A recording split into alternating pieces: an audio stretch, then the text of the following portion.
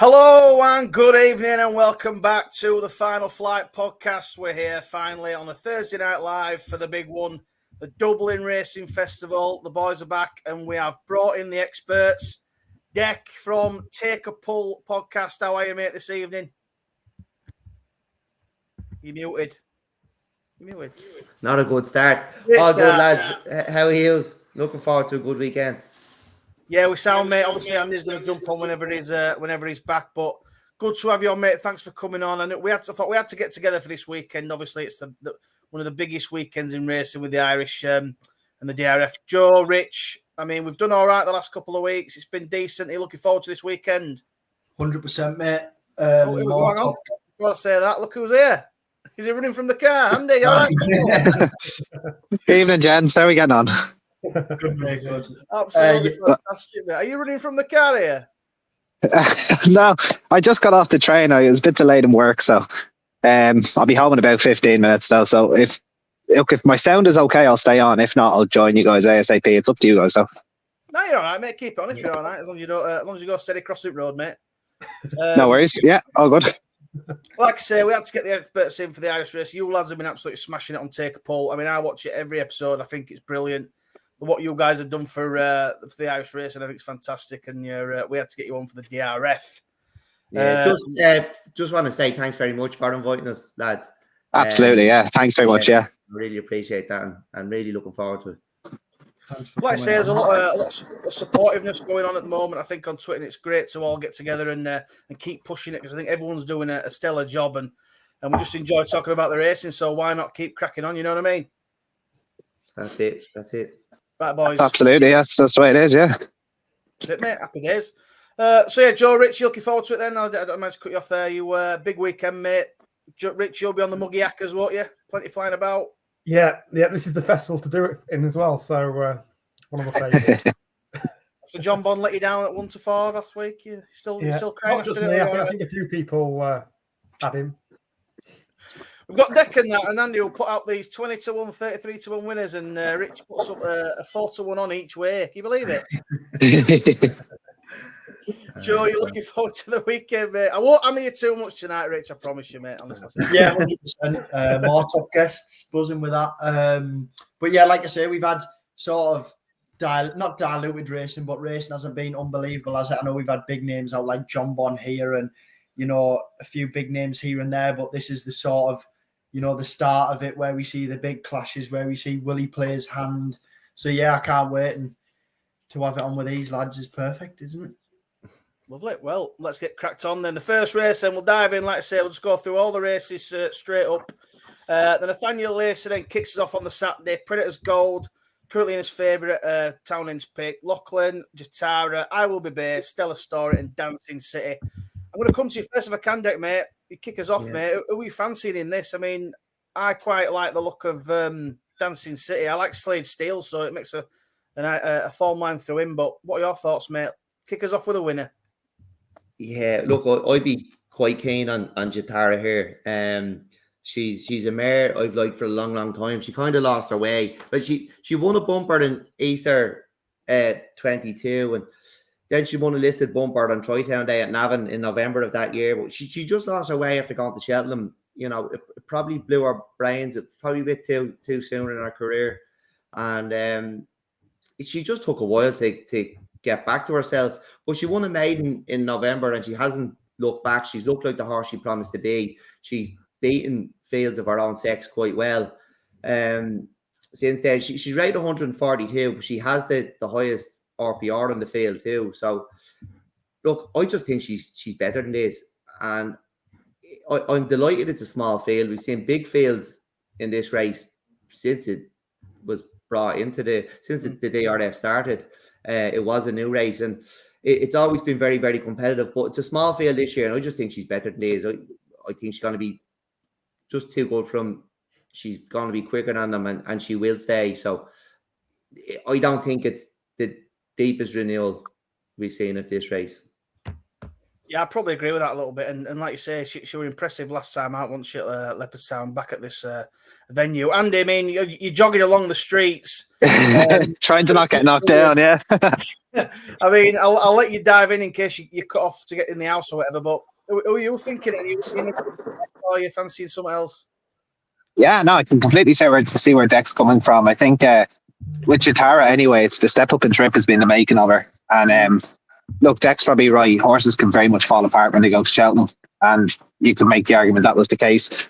I think Jessie statistically may have had her worst season last year. Obviously, she was unwell, but on the mend now, which is fantastic, which is absolutely the main thing at the end of the day. For me, though, you have to start with Predator's Gold, but that ground on the 27th was unraceable, borderline unraceable, especially for novices. Very, very tough environment for them. And look, he's 13-8 based on that run. 9 times out of 10, you'd look at the grade 1 form, you go, fair enough. But I'd put that race down as a non-event, to be brutally honest with you. Willie, very much, this race, he doesn't often run a star in it. Maybe it's not for the want to try, but the best horse you think he might have ran in this race was probably Gaillard de Menil, who was impressive in it, but obviously was no match for Bob Olinger. I've actually gone with Dancing City. I said last night when we were working about decks last night, there's no pace in this race, in my opinion anyway. And I was hoping Danny Mullins would get him, and they try and make all with him, because he does look like a stayer. And I think he's a horse that might be good on the front end. His bumper form is strong. He split Sladesdale and Ballyburn at bumper Punchestown last year. And the market didn't speak for him really on Hurdle's debut. But he was a little bit better, showed kind of a real staying prowess next time out. And I wouldn't be surprised if he took a major jump forward and tried to make all the running under Danny Mullins there. Yeah, I quite like that line into it. I mean, obviously Goodland did a similar thing last season. I think Dancing City, like I said, the form with Ballyburn and Sladesdale and things like that kind of piqued my interest. I think he was 20-1 earlier in the week, and even after declarations, he was still 20-1. I don't think it's a bad shout, that, like you say, in a small field. I mean, it seems to be that a few people are just put off by Predator's Gold. Like you said there, that form behind, is it Colwell Potter in the race that just completely fell apart. It's like, do you take that form for what it is? But, I mean, I'll come to Rich. I'm assuming you'll back Predator's Gold based on that, yeah? No, actually. I like Stellar Story all season, but he got beaten by, is it Loughglyn from Willie Mullins last time out? And I'm not sure he'll be able to reverse the form. So on that basis, I've gone for Willie's horse, the Loughglyn horse. I think he's 7-2 currently. Look at the trends. Top 3 in the market. 10 of the last 12 have been top 3 in the betting. I think he's second favourite at the minute. So it ticks that box. I mean, he stays the trip. No issues there. Out of the Mullins contingent, I think that's the one I'm going to be siding on, because it is the Willie Mullins Festival after all. So I've got one question for you then. Have you backed a Willie Mullins horse in every single race we're going to talk about? I don't actually know. Maybe. I bet you're not far off. There'll be a handful, put it that way, yeah. Go on then, Joe, mate. So Rich on Loughglyn, who are you signing with? I am siding with Gitara. I was on her for the Mare's Novice last year. Sorry, the Mare's Novice last year at a big price. She was just beaten by Ashore Diamond, I think. And yeah, she got into a bit of a mess. But when you look at this race, I mean, it's not too deep at all. It's not a brilliant renewal. She's getting the mare's allowance here. You know, I just think 2 mile 6, she won't have a problem with it, whichever way, you know, it sort of pans out. And I think if they try and make call, she'll have a perfect sit. I think Rachel will be pretty handy, you know, if it turns into a sprint, it suits her. But I think she is still the quickest horse in here. She's got the best rating. She gets the weight. I mean, for me, if this horse was a Willie Mullins mare, you know, she'd be knocking on favourite, wouldn't she? I just think 9-2 is pretty overpriced for this field. If you're looking at taking Predator's Gold, surely you must have a saver on Gitara at this price. I expected shorter, to be honest. I was on a podcast, one of them Twitter calls last night with Racing Interest and Dawn was on it with you, wasn't she? Yeah, Dawn was on it too, and you know we all said the same about Jatara. You know, it's not an unbelievable renewal. You're not looking at really solid form. This mare's probably got the best form. She's getting the weight allowance. You know, Rachel's on 9-2. I think it's a very, very fair price, to be honest. Just another thing on her, like the owners are breeders. She has her black type. Like they want to win a grade 1. They fancy their chances, and she's myself and Andy. Well, I thought she'd go well in the Ballymore. Andy reminded me that she's not entered, but she'll probably go to Fairy House and win another grade 1 after this. Probably might nap a Saturday. Love it. Ooh. Fantastic. Well, GSI then, lads, eh? Like I say, ignore what we're saying. Listen to Dec and Andy, they know best, so we'll follow them anyway. So that's a couple for Jatara, 2 for Dancing City, and 1 for Lachlan. Love it. Right then, boys, we'll move on then to a very tasty race, the Spring Juvenile, the 150. Storm Art's obviously currently in his favourite. Milesborough for Mullins as well, Calaconte, Cargizi, etc., etc. I'm going to swing back the other way if I can, Joe. This is obviously a pretty tight race. Who are you thinking for the juveniles? And does any of them get near Sergino? Yeah, I mean, it is very tight, isn't it? I do like Storm Heart, especially the way he won at Punchestown in December, beating Jeannie Macaroni by 22 lengths. That horse has come out, and I know a lot of people talking about Highwind. There was only 8 lengths different between them. However, short now. I think anything that has Paul Townend on is going to be short. One that did strike my eye was Intelletto. Has a bit of flat form at the Curragh behind Continuous. I know you're not a fan of the flat, James, but I had to mention that one.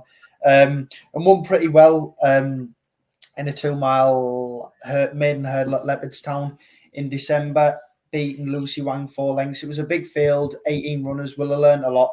Powered away clear, and that was on heavy ground. Joseph done an interview, I think, and said, and Dawn mentioned this as well, that it was probably one of his best chances of a winner. He's been back from 12s into 9s. We know what Daryl Jacobs been like recently in them colours.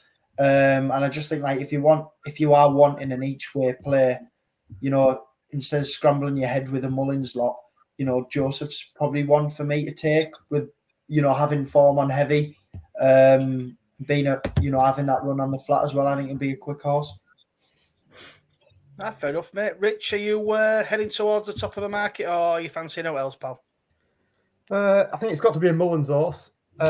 Which one? I've been scratching my head most of the day, but yeah, I've gone with Storm Heart. I mean, just watching back his run, I mean, you can't not be impressed. 22 lengths on debut over 2 miles. Townsend's picked him. I mean, I looked at Cargizi. She was a bit keen first time out. Potentially, she could improve on that. Danny Mullins is on board. Another one, is it Majborough? Is it?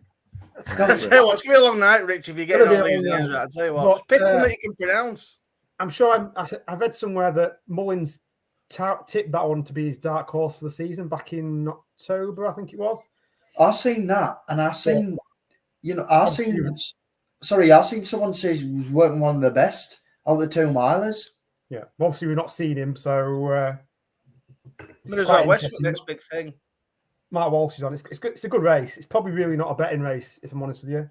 Like you say, I think it's just a case of Mullins is going to figure out which one is his best out of the lot. So sit and watch. But if I had to pick one, it'd be Storm Heart based on what I've seen. If I play Dec, mate, I'll come to you. Obviously, Andy's just dropped off. I think he's got home, even though it was the longest walk from a train station I've ever seen. Could have got another train. Might as well got on bus. Come on then, Dec, the juveniles. I mean, which one have you landed on here? And after watching Sergino at the weekend, I mean, do any get near him, really, do you think? Well, look, I was at Punchestown on New Year's Eve when Storm Heart won, and he was very, very impressive. He really, really was. He beat Jeannie Macaroni by 22 lengths, and Eagle Drain was back in third that day. He'd previously beaten Jeannie Macaroni, but the form is solid enough. There's not a whole lot between them. Eagle Drain actually franked the form on Monday, winning at Punchestown. I think the division is deeper in Ireland than it is in Britain, and I'm not sure Sergino would be running away from horses in Ireland the way he did the weekend. So it was visually impressive, but I just don't think there's an awful lot in Britain in this division. Carla Conti won the Grade 2 at Leopardstown, but she was getting £10 from Nürburgring, and in my opinion, Nürburgring is probably the best juvenile in Ireland. But he's good enough to beat Sergino now. I don't know, but I wouldn't say there's an awful lot between them. High Wind, I think, might follow Stormheart home. He's beaten Jeannie Macaroni by 8 lengths. And I'll just mention one to keep an eye on. Always part here.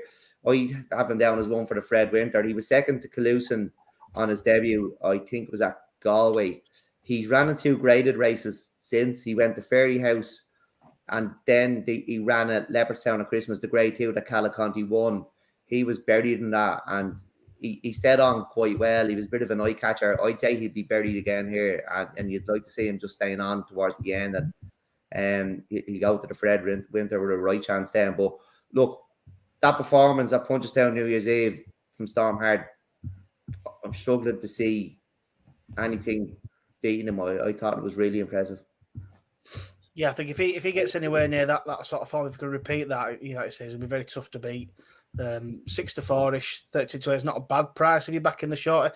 The one you mentioned there, High Wind, I quite liked him for the start of the season. He's a bit of one to watch, and to be fair, he did jump like an absolute fridge on his debut, and I thought at one point he was even going to be pulled up, but I thought he did really well to get back to where he was and win that race quite comfortably. I think, like you said there, I think if he's going to, I think he'll follow. If Stormheart performs like that, I think he's the one to follow him home. But if he sort of doesn't perform the same, Stormheart potentially, I would probably be on High Wind. I think he's a horse I've sort of taken to, so, and I want to see him do well. So hopefully he can jump a little bit better this time round. Rachel Blackmore's on, so she might be able to get a decent decent little tune out of that one. Lovely. Right. Like I say, I'm a massive fan of Sergino. Like you said there as well, the whole, he's beaten Burdett Road. We don't really have anything else, do we, at this point? So whether that's a true top-level performance, it looked it. Times maybe we're up there and things like that, but we'll see what comes out of this race. Take him on. It'll certainly be a juicy triumph this time round. Lovely. Right then, the next one, the massive talking race of the week that then turned into another bit of a talking race of the week. Joe, you'll have a big I've been chomping at the bit all day to get on this show to talk to you about this. So I'll come to you at the end. But we were obviously hoping to get Marine Nationale v Gaelic Warrior. We've now got Marine Nationale v Facile Vega. Dec. I mean, me and Joe and Rich have had this massive debate the whole way through. Obviously, Facile Vega didn't perform very well last time out, so he's got a big questions to ask. Has he got any chance against Marine? Have I got any hope? Me and Rich, or what? No. I think. Yes. I think he's been sacrificed here. There's clearly, well, in my opinion, there's clearly issues with him at Leopardstown. I don't know whether he got hurt there in the Grade 1 novice hurdle last year. He had some time off after that, so there's definitely something. But the last day, I don't know, just is he remembering getting hurt? I think there's a problem at Leopardstown, and I honestly think Willie has shit the bed, really, and Gaelic Warriors going to the easier race, because what Marine Nationale done at Leopardstown at Christmas was awesome. Like, on that ground, I've never seen Leopardstown as bad as it was that day, ground-wise. Like, you generally, it's a dry track. Sometimes it's too fast in the chase course. It drains so well, but that day it was almost unraceable. And only for it's in Ireland, like it would have been called off. But he jumped so well. To jump out of that ground, this horse he's an absolute freak. He made all. He set a good tempo. Like, I was blown away by him to do it on that ground. Like, on debut, jumping out of that ground is so difficult to do, and he just got better and better as he went. And if something, I don't know whether there is anything in the division that could take him, give him a lead. He doesn't need a lead, but if something can give him a lead, we could see something really, really special on Saturday. You'd need no chinks in your armor going to take him on. And Facile Vega, look, he's already been beaten by him, beaten well. Facile Vega's a stayer, and he got the kick first in the Supreme, and he still caught him. and he got a great ride off Mikey. Never panicked. Didn't ask him a question until after he jumped the last. You know, he's a real cool customer. So look, I know it's boring again. It's another favourite, and I'm never gone for favourites, but I think this horse is special. Yeah, I think the more time goes on, the more me and Rich are losing the fingertip grip we have on Fast Vega. He keeps sort of making us try and defend him. But Joe, I mean, you've obviously been a massive fan of Marine. I mean, we were on Marine for the Supreme last year. You know, I jumped ship, and then we went for him and he won. He did look impressive in that chase debut, to be fair. You were hoping for maybe any sort of weakness, but he just didn't show it, did he? I think he probably does win, doesn't he, at the end of the day? I'm sure I heard you lads say he's only achieved what Fast Vega has. Well, in theory, he had only achieved that. They both won the chase debut, you know. Yeah. But no, I think he's something not right with Facile. I mean, obviously, he done it last year, and you know that was probably I presume that was your reason for sort of switching, like you know, joining Marine camp. But yeah, looking at him the last day, something, you know, even on his debut, he done it well against In the Pocket. You know, he's won by 3 lengths, but he just didn't seem. When Marine National, you know, jumped and travelled through the race, it was very fluent. You know, albeit on the soft ground. Facile Vega just doesn't look, you know, like he's got much turn of foot at the end of the race. I'm not too sure. I watched the Cheltenham race, the Supreme back, and I don't know. There was something about it. He didn't. I wouldn't say he didn't stick his head out, but you know, his head was up in the air, and for me, I just think there's no way, you know, he's turning that form round. You know, Marine National's an out-and-out 2-miler. I know it's soft at the minute. I think whatever ground, Marine National will beat these. To be honest, I think Found 50 will come in front of Facile Vega here. I can't have him at all. Like I said, 4-9 is probably, is too short, but yeah, I can't wait to see him back out and prove himself at Grade 1. Company. Well, I might win me 40p if I get me 90p on it somehow. Rich, how do you want to say something, Dec? Sorry, are you gonna jump in there? I was just gonna say, you know, who could run a big race if he's not being ready for the handicap? Sharjah back here on good ground. If it keeps drying and we do get good ground, he could run a massive race. But look, enjoy this horse, Marine National, because that was freakish, I thought, in a beginner's chase. The times were outrageous as well, I believe. So, yeah, just I was never in his camp, by the way, lads. I could not have him gone straight from a Royal Bond to the Supreme. Couldn't have it at all. Like, or up in the shadows of the post on a heavy ground Royal Bond, to go to Cheltenham and go to the clip you've never gone before, I'd probably be taken off his feet. But I've come around to believe in he's special. Yeah, fair play. Welcome back, Andy. All right, mate. You made it back all right, then, didn't Yeah, very well. Hopefully you can hear me much better now. That's I tried to walk on with a pace, but no, cheers for dealing with me. I hope the sound was okay now. That's the main thing. They were all right, to be fair. We're just talking about Marine and Fast Sal. I was going to come to Rich real quick. Rich, how does Fast Sal get Marine beat? I don't know, but I hope he does. It's last chance saloon it for me on Fast Vega. I mean, he's probably not going to beat Marine, but you know, I'm forgiving him this. Obviously, something wasn't right last time out, so I'm forgiving him that one. I don't really know what else to say. Just hope he at least runs well. If he runs well, he'll take his chance, won't he? But yeah, he's got a lot of work to do. And I mean, we won't spend too much time on it. Marine National, Fast Vega. Who are you thinking? I've been completely mugged off by this race, unfortunately. I went on a big spiel about it last night. I'll tell you what was wrong with Fast Vega last time out was the 2 miles and 1 furlong. And I'll tell you what's going to be wrong with him this time as well. It's going to be the 2 miles and the 1 furlong. It's very, very obvious. Like, I'll give you guys a quick quiz. We'll see who can get full marks. Who's Fast Vega's mother? Go on. It's an easy. There's no trick question here, lads. Just who's Quevega? Who's his mother? Quevega. What trips did she excel at? She was better at 3 than she was at the 2.5. Yeah, like she'd have been lapped at 2 miles. Look, it's all in the pedigree. He's defied his pedigree. That's why I always like horses. When going back to the flat here, I always like horses that can win over 6, that win over 7, that end up being 10 furlong horses. Minding was able to win over 6, and she was able to win in Oaks. St. Mark's Basilica went off favourite for a Phoenix Stakes, and he won an Irish champion. None of them could jump though, Andy. Yeah, exactly. None of them could jump. That's absolutely fair enough. But I'm getting to the next stage. Sizing John was probably fair to say he wasn't a 2-miler. But because of Duvan, they stepped him up in trip. Now, I'm hoping because of Marine Nationale, they stepped this lad up in trip, because he is a fast horse, but he's not 2 mile fast. And that's okay. That's absolutely fine. He'd have absolutely bolted up on Sunday, in my opinion. It doesn't matter what would have been in that race. If Gaelic Warrior was here and he went to 2 mile 5, case closed. Do you think Factor File is beating him? Not an absolute hope in the world. I think the course has him, but as we said, Andy, he'd have won the Drinmore by a street.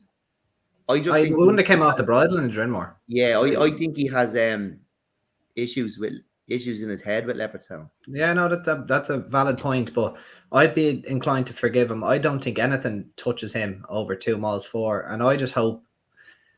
Look, I hope he runs well. Like on his peak form, he's second, but if this turns into a dash again, there's absolutely no reason why Found a 50 should finish behind him. And that's what happened at Leopardstown. It was a stop-start race, and he just didn't have the pace to go with Found a 50. And if that happens again, that happens again. But look, I'm happy to be wrong, but wait until you see this horse at middle distances, and maybe even 3 miles next year. You're going to see a superstar, I'd imagine. He's probably a Gold Cup horse in time. Probably. And look, that's the way you want to see them. You want to see novices campaigned at 2 miles with a view to stepping up. Kicking King, as we said, Size and John, Alpha Off, Q Card. Like, the best horses can win good races at 2 miles. They're not out and out 2 milers down. That's a pity why Shishkin, like, they should have stepped him up to the King George in his sophomore season over fences. But look, we're not here to talk about Shishkin. Hopefully they do that with Facile Vega. The problem is with Willie, he has ammo to, we see it this week, like all his favourites, but this horse for me is a 3 miler in time. If he wants to get his experience over 2 miles, no problem. But he's not beating Marine Nationale. Look, I'd actually kind of surprised he's second favourite based on how last time out turned out. But it would definitely be Marine Nationale without a shadow of a doubt for me. Yeah, I'd agree. Like I say, if he does win by a mile, the question is what goes against him at the Arkle. I mean, there's not really anything going to get him near him, is it? So, what's he got to challenge him? Yeah, until we see him in open company, and that's when you can look. The bookies will overreact to him early next year, and open company is a whole different kettle of fish. So we'll see. Yeah, agreed. Right, I'll just get through there's a couple of comments on here. Richard said, Dec, question for Dec. Would Intelletto get close to Nürburgring? I think Nürburgring is the best juvenile in the country. And I've thought that since the beginning of the season. And he was actually forced past the post against Woodoo, and she hasn't been beaten since. She's probably been well placed, but no, I thought that was, people laughed at the juveniles in Ireland when he was second at Christmas, but he was given £10 to the winner. He had to carry a penalty. So, horses that can carry penalties are usually good ones. So I believe he's the best in the country. And Jack's just put here, are you on the red, or is that a stupid question? Yeah, it's a silly question. Pope Catholic. I'm just getting another bottle open here for me. You'll be able to see by the time we go on to the other one. Yeah. I say a full night of it. I just took this one. Christine's on. Good evening, Christine. Thanks for tuning in. But evening, gents. 2 of my favourite 3 podcasts on, other being Mark Mackey. Well, good to see you on, Christine. Thanks for viewing and watching tonight and commenting. I'll start a few comments. We'll get on some at some point, but I'll crack on now. Right then, lads, the first handicap of the Saturday, the Racing City Handicap Hurdle, 3 mile. 5 margins in as favourite, Canal in, Panda Boy, one that I can't pronounce, so you guys will be able to help me there. Music Guitar and 9 Graces. Andy, I'm going to come to you because, we're absolutely shocking at pronouncing Nenny and half of the Quill, was it? Quill. Way cool. I say Quill. I think that could depend now. Quill. How are you pronouncing that? Sorry, what? Way cool, I'm saying. Way cool. I'd go Quill. But there's you try that every single time. It can change. Like you can have your Donegal Irish, and it's it can be very, very different. So way cool as well. I'm working on. We'll get Rich to try and pronounce it later. That'll be a laugh. Go on then, Andy, mate. Who we got your eyes on for this handicap? Yeah, 3 miles. Look, the best reference point for this race usually every year is Christmas time at Leopardstown. Usually the Pretemps qualifier is where you'd want to start. Percival Lagua won this last year. I think he was 4th in the Pretemps qualifier Christmas. You go back a few years, Tracy's Enniscorthy did the double. Last year, or was it 2 years ago? No, it was 2 years ago. Good time. Johnny won the novice handicap hurdle over 2 mile 4, went on to win this, and then was unplaced in the Bartlett. So usually you want to look for horses with little hurdles experience, which obviously in handicaps usually mean they're the most unexposed, which is quite obvious. And then combine that then with the Pretemps qualifier at the end of December at Leopardstown on the 28th. So 2 horses obviously bring that form into the race. 3 horses, but 2 I'm kind of interested in. Farouk Delane was scratched. We recorded before declarations last night. So 9 Graces and Gaia Quill. They're the 2 I'm quite fond of. Gaia Quill would be the one I would be most fond of. She absolutely loves Leopardstown. She's as tough as old boots. I think she would have just kept pulling out last time out. Slight worry would be she may have had a hard race on heavy ground on the 28th, but off 129, I think going up 6 pounds, I think that's a strong piece of form. 9 Graces should improve again, coming back onto better ground. He's slightly less experienced. He is a year older. There shouldn't be very much between them, but one's 9 to 1, the other's 12 to 1. So I'm going with the bigger price. Shane O'Callaghan, I thought, gave this mare a fantastic ride as well. So his £5 always comes in handy, especially if he knows her. And then one I'll just give a shout at a big price, Park of Kings. It's a race Dec and I talk about a lot, that novice hurdle over 2 miles on Stevens's Day, or Boxing Day over there for you gents. He was 3rd that day behind Attaboy Charlie. I think that's going to be really strong form when you look back on it at the end of the season. He's a complete joker in the pack as he's stepping up from 2 miles to 3 miles. Connor Stonewalsh, excellent young rider, taking 5 off there as well. He could be completely anything. Stepping up to this sort of trip. Look, it's a question mark on whether he's going to stay, but 114 over intermediate and hopefully over staying trips, it's Dec would probably agree, it's going to probably underestimate him completely. So if he doesn't win here, they could just drop back in class and probably pick up another few races at intermediate to stay in trips. But he's worth a flyer at 25 to 1 if anybody wants to have a little each way play. But Gaia Quill's my main one here, around 10, 12 to 1. I think she's progressive and very, very good chance of following up here. Yeah, I think it's a good point. I mean, obviously, you guys know a hell of a lot more when it comes to these handicaps. When I kind of look, I just kind of go towards the old JP colours and what's off a low weight. And Park of Kings was the one that I kind of looked at. I think when he's got 3 or 4 in a race, and he kind of maybe throwing in to try and have a go at it. But and when you guys have obviously had this Attaboy Charlie, who's looks a really nice horse, and when you see it, we all backed it that when you guys put it up, which was a great bet, by the way, guys, brilliant. So yeah, the one I kind of veered towards was Park of Kings. Dec, I mean, are you on that same sort of form line, or are you thinking of something else? No, I can see where you're coming from with Park of Kings, but no, I was looking at Green and Gold, and there's another one on my short list. I'm quite keen on one here. I'd be confident enough, but like it's competitive, so I'll just run through what I think are the dangers. Canal End, he's had 2 runs since his maiden win at Fairyhouse last Easter. The 2 runs, he definitely wasn't off at Galway, off 123, and then he strangled. Well, he was shot back to 2 miles. So it was definitely never going to be that day.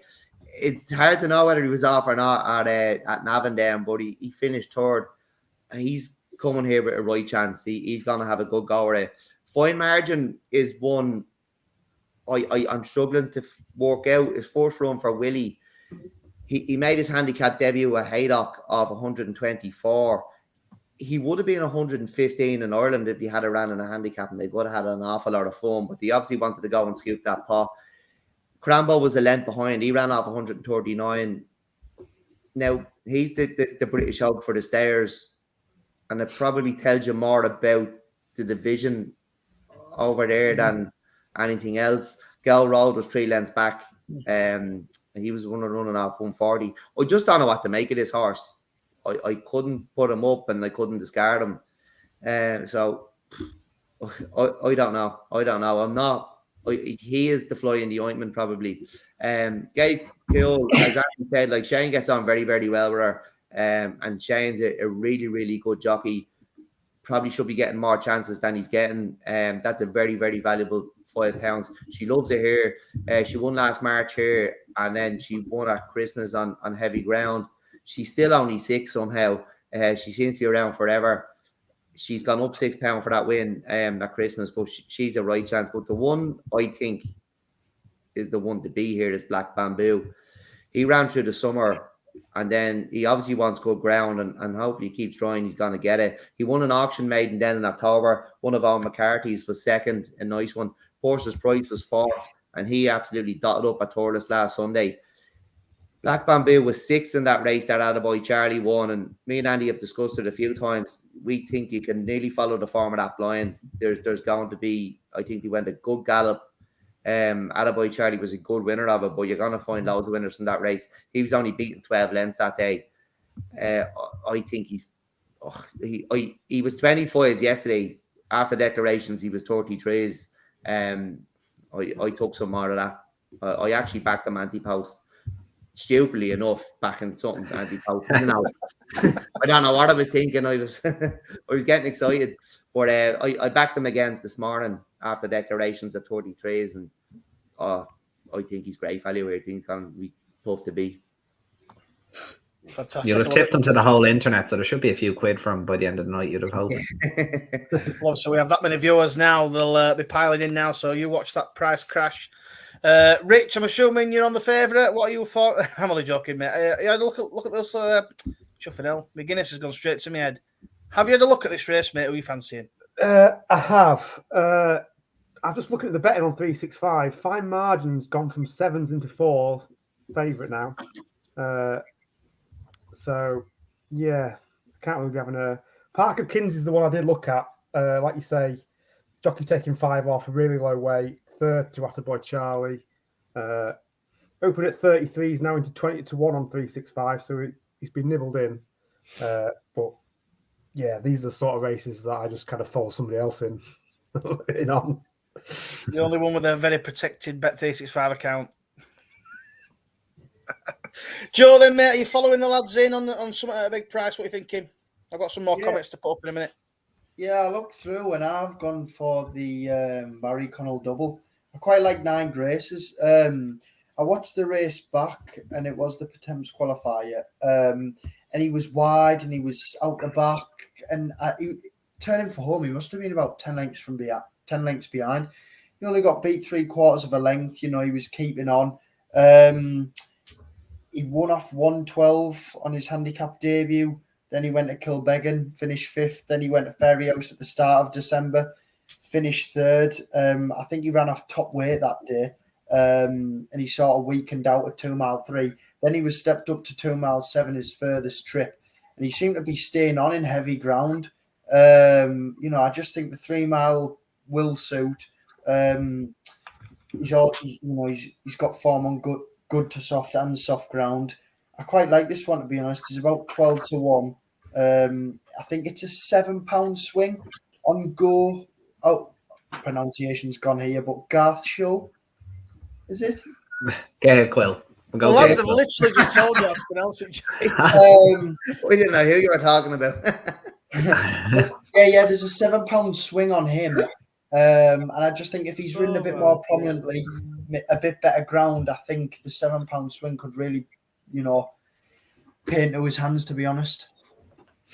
If you wanted a little stat on the trends, seven winners from the last 9 were all rated 125 or higher. 128 That's this one. You want to look at? I'm sure these lads will poo-poo that. Probably. Yeah. That means you can win it from below 125. Yeah. Yeah, 2 half. Yeah, 2. Yeah, there you go. It's possible, so. I'll take the 2. I've got a couple of comments, just chuck these up. Jason said it means tailwind, apparently. Dec's pronunciation was spot on. Don't know if you lads knew that. Still think that's it's location dependent on the old Quill. Christine's put here, the Good on top you, lads Jason. very unlucky with Jouster the other day. Bless them. They've put up plenty of good stuff up for the DRF. Yeah, Jouster. I don't mean to bring it up, lads, but That was all Dec, but yeah, no, I nearly Yeah. vomited at my desk on that one. But. That was a tough one now because it looked like it was all over bar the shouting, and he just, I don't know, just crumbled. But look, we get him the next day. Unfortunately, we won't get the prize though. When it's 6-4. Yeah. What can you do? We'll find Yeah, more. Don't worry. I think Keith was to blame. He wrapped himself in the bridle too much, and probably the horse tripped out now when he messed. And it was a great ride, perfect patient ride. But usually when you wrap yourself in the bridle to take a pull reference, but it's just one of them things, wasn't it? Yeah, I've never been so confident of a winner when he was still in 10th. Hey, I tell you what, if you can hit the post a few times, you'll certainly hit the goal a few times with them sort of prices, especially. So, like I say, keep them coming, lads. Christine's put that Dec's got you well beat on the hair challenge, Joe. Oh, by a mile. We've got another one here. Join the bamboo train. Another one in here for bamboo for you there, Dex. So fingers crossed on that one. Right then. So the next one, then the big one, the Irish Gold Cup. Obviously a small field. You know, people going about UK small fields. What's this all about, lads? What's this all about? Galloping Deschamps, fast or slow? Conflated Eye Maximus. Dec. I mean, is it just a possession? But just with the small fields, like we often do have small fields in grade ones, and that's because there's less grade one horses around. The small field thing in Britain comes from, like, your class fives are, you know, what would a class 5 be? Would that be a 0 to 102? Something like that, yeah, 0 to 105 or something like that, 0 to 100. You're like, maybe there's small fields in them. You might only have 5 runners. Ours are oversubscribed. Like you have to, a 0 to 95, we have to have a ballot system to get horses a run. So it's, look, but what's missing here? Probably Gentleman's Game and Jerry Colombe, who's proved he's not good enough. You have the Gold Cup winner. You have the horse who's beaten him twice. You have the Gold Cup third, and you have the Irish Grand National and Drinmore winner. Like, it's not a bad quartet, to be fair. And, you know, people do cram on about the champion hurdles not where they used to be. You used to have max fields, but all I seen back then was bad horses getting in the way of good horses. Like, a lot of them didn't deserve to be there. I'd rather a nice small field and everyone has a chance. Now, in saying that, it does look like it's between two. Jim, you're saying it's going to be a procession. I think it all comes down to what sort of form Galloping Deschamps is in general. If he's on his toes, I don't think he'll be beaten. But if he's not on his toes and he looks flat, I think Fast or Slow takes him here like he did in the John Dorkin. He looked very flat in the ring at Punchestown. He didn't stand out for a big, handsome horse who normally stands out in the ring. He just didn't that day. I wasn't at Punchestown last April, but it was probably the same that day. So it's all going to come down to that. You lads won't be there, but one of us will be at the ring if you want to give us a text and we'll let you know. If he's on his toes and he's buzzed up, I don't think he's beaten here. But Fast or Slow has done very little wrong. He's, you know, the first time he was ever off in his life was probably in the Ultimate, and he's absolutely bumped into one in Corrick Rambler. The next time he was off, he wins the Punchestown Gold Cup, and then the next time he's off, he wins the John Dorkin. So he's basically 2 from 3 anytime he's been trying and chases. He is a very, very good horse. It's just Galloping Deschamps is absolutely exceptional. Probably the closest we've seen to Kato Star. But for anyone that wants to have a bet, I would wait until, I don't know whether you'll see it on telly. You'll definitely see if you can watch it on RTA, and anyone in Britain, you'll get RTA on the player, and they will definitely have a look at him in the ring. Or if you want, we should probably at this stage put a tweet up from the page, Andy, because we've spoken about it that much, whether he's on his toes or not. But look, it all comes down to that. It's if he's buzzed up and he's nearly uncontrollable, he won't be beaten.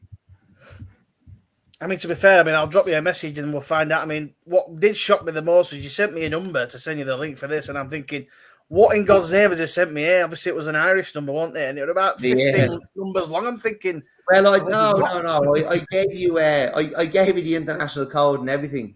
I gave you the 00353. I just looked at it. It totally blew my mind. I'm thinking, what has he sent me here? Sent me his bank statement number here. Andy, then, do you agree with what Dex just said then? Is it a case of let's see on the day if we can get a look at him first? Yeah, no, every word of it. But like really at this time of the year, since he's gone over fences, he's been absolutely devastating. Early spraying. Look, I think he's the best horse in training. I've made no secret of it. I think he would twat any horse over any distance, over fences, El Fabiolo included. 2 miles, no problem. If he got a free, if he just went fence to fence, I don't think there's a horse in training that beat him over any distance. If he's on his toes and on his best. But there's one that beat him over 2 miles on good ground, Andy. Yeah, Captain Guinness. I think, yeah, no. Guinness, yeah. Bell Captain. I watch your podcast enough, lads, to know exactly who you meant then. No, I think he's the best horse in training. I love him. I think he's an absolute superstar, and nothing will touch him if he's in that form. And yeah, there's nothing really else needed to say, to be honest with you. I just really hope we see a great performance. Every time I've gone to Leopardstown, he's been absolutely sublime. It's actually a lot of fun watching him. If you have a pair of binoculars, just see him pinging fences down the back straight, ears pricking coming to him. He's just a pleasure. And it's great to see him for the 3rd time already this season.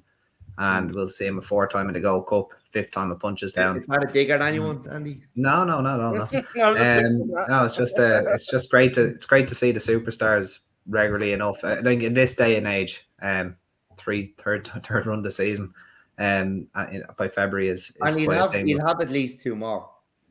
Oh yeah, absolutely, yeah. I'd love to see him back at 2 miles just once. It won't happen, but it's fine. It's absolutely fine. If he's in this form that we saw last time out, nothing touches him. Nothing will touch him for another probably 2 years. Yeah, 18 months anyway. Yeah, I suppose, but before I come on to the show, lads, to finish us off there, Richard's put a thing. Could a slog bottom out in any of the front 2 in regards to Cheltenham? Do you think if it's an hard race between fast or slog galloping, you think they'll be able to handle it?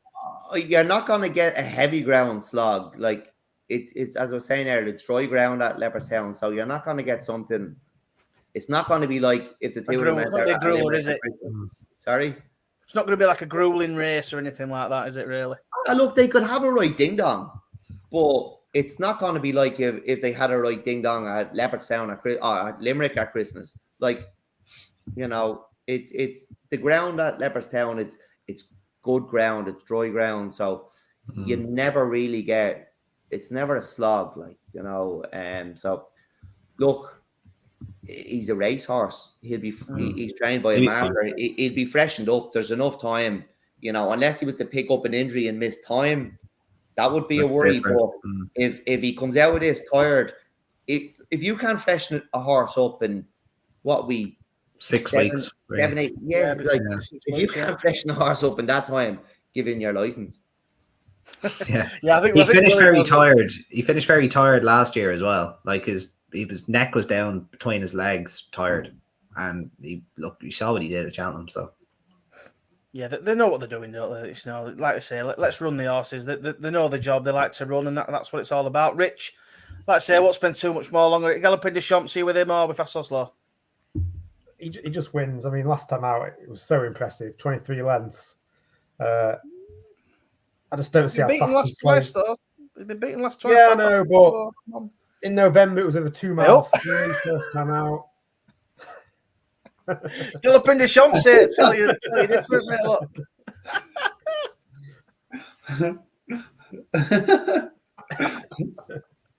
This is what it's all about. This is why we got these lads on the show, guys, honestly. Go, Rich, carry on. Yeah, I mean, I can't see him beating for a 3rd time, for honest with you. He's back up to 3 miles. I mean, yeah, it was just so impressive last time out. I just, cannot be against him. Fair enough, Joe. Are you in the same boat? You'll be on the treble then, won't you? Galloping the Champ Marine National 9 Graces. Yeah, mate. No, yeah, he just wins, doesn't he? he had that spark back the last day. It was nice to see. He was electric. Yeah, he wins. Good lad. Right then, we'll jump on then to the next one, the Ryanair Handicap Chase. Pat de Rose in his favourite, Solness, Madara, the Fox Tiara, the Big Chap, and Bigger the Rest. I'll come back to you then, Joe. You can kick us off in this handicap, mate. Who are you fancying? I'm just going to quickly nip to the toilet, so crack on. No problems, mate. Yeah, there was one mentioned last night in the spaces. To be honest, I know the top lads make it look easy. I sometimes struggle with handicaps and stuff like that, but I quite do like. I do like Solness. He ran in a grade 3 at Cork and was beaten about 20 lengths by Let's Be Clear About It. And then went handicapping next time out at Fairy House on the 2nd of December, and he won pretty easily. Connor Stone Walsh was I'm taking off 5. But yeah, he won by about 6 lengths, but he couldn't have done it any easier. And when you look, he's running novice chases. That was his first run in a handicap. He's bolted up, and then I think they've just kept him fresh for this. JJ Slevin takes over. I know he's gone up in the weights, but I just think they've purposefully kept this horse for this race. And if you can get 6-1 now, I'd probably back him each way, because I think come the day he'll be shorter, and it's probably a bet to nothing. What do you boys think? What are your guys' thoughts on this race? Yeah, no, I think Solness, you're barking up the right tree anyway. I know Dec's a big fan of Solness. Look, as you said, handicap debutant, won well. Connor Stone Walsh took off the 5, as you correctly said. Look, he got handicapped the old-fashioned way, just running nice races and great at company. Came back into his handicap debut, won easily. 6-year-old, plenty to like. The immediate form behind him isn't the strongest. Like if you want to throw stones, like Fighting Fit was handicapped to the hilt. Don't Go Yet has kind of struggled. Whiskey Welt, Rosie's Hollow, etc. But if you go down the field, you can make the argument. The likes of the Tiara was in there. Yeah, the Big Chap, Folks Tiara, Pat Daru, who were all beaten like a long, long way, but obviously left that form a long way behind. They just, for whatever reason, didn't show their form that day. No, yeah, he has to be respected. He absolutely does. Given the profile, Joseph's won the race a couple of times as well, and plenty to like about him, 100%. Dec, event on Solness? Yeah, no, look, I do feel that the race kind of revolves around the race at Christmas. The Fox Tiara won, and the Fox Tiara's gone up £6 for that. But as you said, was well held by Solness. Now, you could probably put a line through that, and you can definitely put a line through the Big Chap's run that day, because he was pulled up very, very early, never went the yard. Actually looked like something went and missed, but I don't think anything came out of it. The Fox Tiara's up 6. The Big Chap was second, 11.25 at Christmas, up £3. But I think that there's plenty of improvement in the Big Chap as well.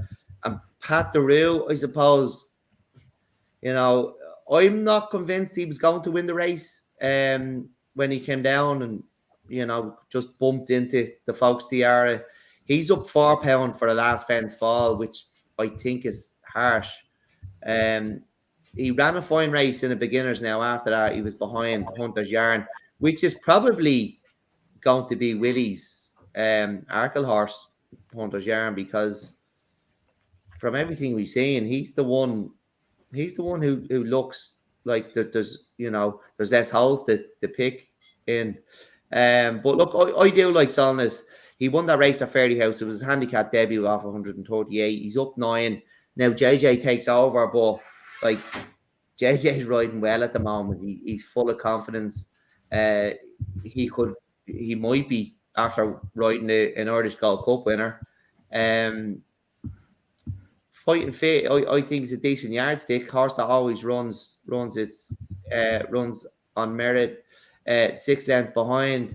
Don't Go Yet is in here as well. He was toward beating 8 lengths, but Solness only 6-year-old. There's going to be loads of improvement there. I just do want to give a mention to Madara. Sophie Leach, the Raider, 5-year-old, has had 3 runs for Sophie Leach. One at Cheltenham the last day off 130, British mark, in here off 133. Probably chasing since he was 3. Could run a big race. I'm not going to pretend I know too much about the form, but wouldn't be one I'd be totally discarding, but yeah, it would be Solness for me. I'm just going to move from that the Christmas form and just put Solness ahead of them. Nice one. I like that. Have you all been round, have you? Oh, just mine to go. I'll go on the Rich, crack on, mate. Again, it's not a really strong opinion that I've got, but I've kind of landed on final orders. Won it last year off 140, runs off 146. He took up to 150, I think, after winning it last year. So, yeah, I just think it's probably a race they've targeted. I mean, he was in front of Elixir de Nuts, I think, back at Chepstow early October-ish, I think. And obviously he's come out and beat John Bon. So he's winning the champion chase, isn't he, Elixir?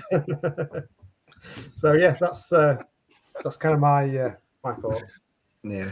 I did see with a few people saying it was interesting Keith Donoghue was riding him instead of Pat Derue, but it's because Keith Donoghue can't do 11-1.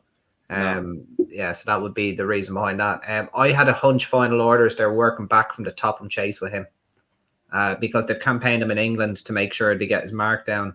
You correctly said he did win this race last year. He wasn't half traveling in the Topham. I think he fell. Oh God, I think it was after the canal turn, possibly Valentine's. Valentine's, he fell. Yeah, he travelled. He was traveling like a dream. And I have a feeling they're working back from that. I do fancy. I know I was talking about Solness there. The one I did come down on is probably Ireland's worst kept secret at the minute. Is he just getting backed off the boards? But Pat Derue, I would disagree with Dec in the sense that I thought he was coming to win his race and win it easily, probably at Christmas time. And look, they stuck him back in the beginners to give him a little bit more experience. He looked like he hated fences at the start of his chasing career, but Gavin Cromwell in my opinion, is the best in the game at teaching horses how to jump. Bride's Hill wasn't a competent jumper to start out with. Neither was Jeremy's Flame. Neither was this guy, but they're just getting better and better and better with experience. It shows the capabilities of an excellent trainer. And I think they've probably targeted this after he came down at the last, and he probably takes all the beating under Sean Flanagan for me. So yeah, it'll be Pat Derue for me. Nice. I've got a couple of questions here. Richard's put one for Andy. Is the trip a bit short for Rebel Gold here? Does it revolve around the 2 mile handicap on 26th of December? Did he win a Dan Moore? Rebel Gold? Yeah. Back in the day he did. He is an 11-year-old now, so like I think he did win a Dan Moore. Trip should be fine. I think he would have won a graded race last year as well.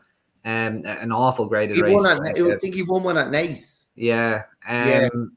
Look, I wouldn't say he's 25 to 1. Look, he could run his race absolutely, but he's not hiding much from the handicapper off 144. You would have thought at 11 years of age. I think he might find life a bit tough. Like he could sneak a place if running like to the absolute peak of his form, pinging every fence, maybe a few to run below form, but you'd be asking an awful lot for him to show here, I think.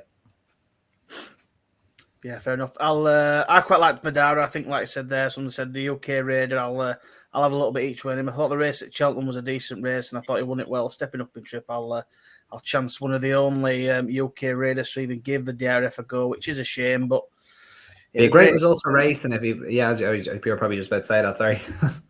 It would be great. We need more going over both ways. I mean, you know.